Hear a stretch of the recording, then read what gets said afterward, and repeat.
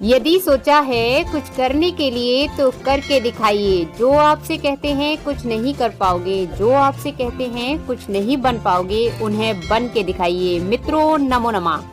मैं Julie Bharti madam classes channel पर आप सभी का हार्दिक स्वागत है। मित्रों आज की क्लास में हम आपके लिए लेकर आए हैं नीति शतकम की धड़ाधड़ प्रश्नोत्तरी। मित्रों यह प्रश्नोत्तरी भाग 5 है। इससे पहले हम नीति शतकम प्रश्नोत्तरी भाग 4 करा चुके हैं। मित्रों यदि चैनल पर पहली बार आए हैं तो संस्कृत पढ़ने के लिए भारती मैडम क्लासेस चैनल को सब्सक्राइब करें, बेल आइकन बटन दबाकर ऑल पर क्लिक करें, जिससे कि हमारे नए वीडियोस के नए क्लासेस के नोटिफिकेशंस आप तक पहुंच सकें।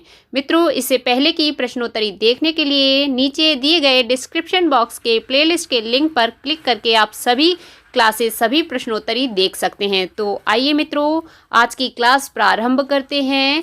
क्वेश्चन नंबर 41, किसे अनुकूल नहीं किया जा सकता? तो मित्रों अनुकूल से तात्पर्य है समझाना, किसे समझाया नहीं जा सकता। राइट आंसर है दुराग्रही व्यक्ति के मन को।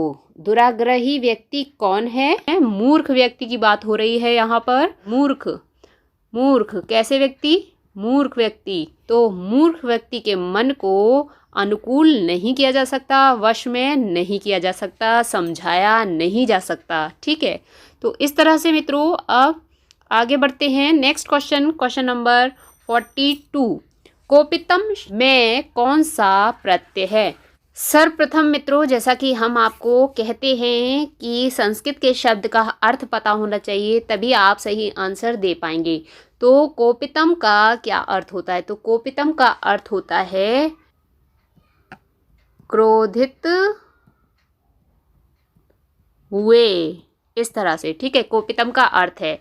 अब पूछा है इस प्रश्न में कि कोपितम शब्द में प्रत्यय कौन सा है? तो इतच प्रत्यय है कोपितम शब्द में। तदस्य संजातम तारकादिभ्यः इतच सूत्र से। ठीक है मित्रों, अब आगे बढ़ते हैं। नेक्स्ट क्वेश्चन देख लेते हैं। क्वेश्चन नंबर 43, ना तू प्रतिनिविष्ट मूर्ख जनचित्तम आराध्यते में कौन सा छंद है?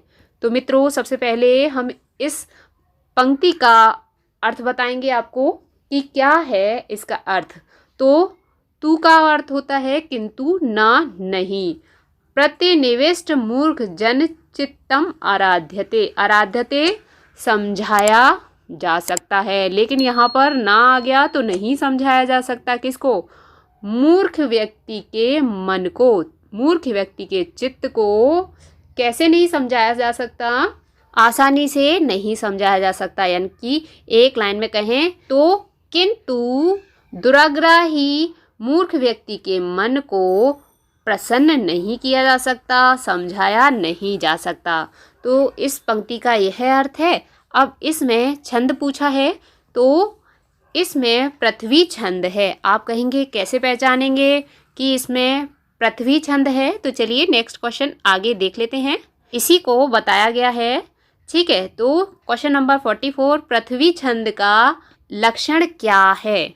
हम कहते हैं ना कि बहुत इम्पोर्टेंट है आपके लिए छंद और छंदों के लक्षण, ये एग्जाम में पूछे जाते हैं। तो मित्रों देखिए, जसऊ जसयला वसुग्रहयतिश्च पृथ्वी गुरुहु, ये पृथ्वी छंद का लक्षण है। क्या कहता है ये लक्षण? ये कहता है जहाँ प्रत्येक पाद में, पाद अर्थात यहाँ लिख देते हैं चरण। ठीक है, पाद अर्थात चरण, यह पंक्ति। ठीक है, तो प्रत्येक चरण में जगड़ सगड़ जगड़ सगड़ यगड़ तथा लघु गुरु के क्रम से 17 वर्ण होते हैं, वहाँ पृथ्वी छंद होता है। कितने वर्ण होते हैं? प्रत्येक पाद में, प्रत्येक चरण में 17 वर्ण होते हैं। और 17 वर्ण भी किस तरह से, किस क्रम में होते हैं कि पहले जगड़, फिर सगड़, फिर जगड़, फिर सगड़, उसके बाद यगड़ और उसके बाद लघु और अंत में गुरु, यह क्रम होता है। तो वहाँ पर पृथ्वी छंद होता है। तो आप इसको ऊपर पंक्ति से मैच कर लीजिएगा। ठीक है, अभी जो क्वेश्चन नंबर 43 में हमने आपको बताई थी। अब आगे बढ़ते हैं। आगे का क्वेश्चन देख लेते हैं। Question number 45। प्रसह्य मणिमुद्रेण मकरवस्त्रम दृष्टांतरात् में कौन सा अलंकार है? तो मित्रों यहाँ पर अतिशयोक्ति अलंकार है। ऐसा कैसे कह सकते हैं कि यहाँ पर अतिशयोक्ति अलंकार है? क्योंकि जब आप अर्थ को जान लेंगे उसके बाद आप कहेंगे हाँ यहाँ पर अतिशयोक्ति अलंकार है। तो इस पंक्ति का हम आपको अर्थ बताते हैं। इसका अर्थ है प्रयत्न करके मगर के मुंह में दाढ़ों के बीच में से रत्न को बाहर निकाला जा सकता है। क्या किया जा सकता है कि मगर के मुंह में से और मुंह के अंदर भी दाढ़ों के बीच में से रत्न को बाहर निकाला जा सकता है। इस श्लोक में भर्तृहरि ने कहा है ऐसा, जिसकी यह पंक्ति है कि मगर के मुंह से उसकी दाढ़ों के बीच में से रत्न को निकाला जा सकता है, किंतु दुराग्रही मूर्ख व्यक्ति को समझाया नहीं जा सकता, प्रसन्न नहीं किया जा सकता। और अब चलते हैं आगे। Question number 46। उर्मी शब्द का क्या अर्थ है? तो मित्रों उर्मी शब्द का अर्थ होता है लहर या तरंग। ठीक है। उसके बाद क्वेश्चन नंबर 47। क्षाराम्बुधिः में कौन सा समास है?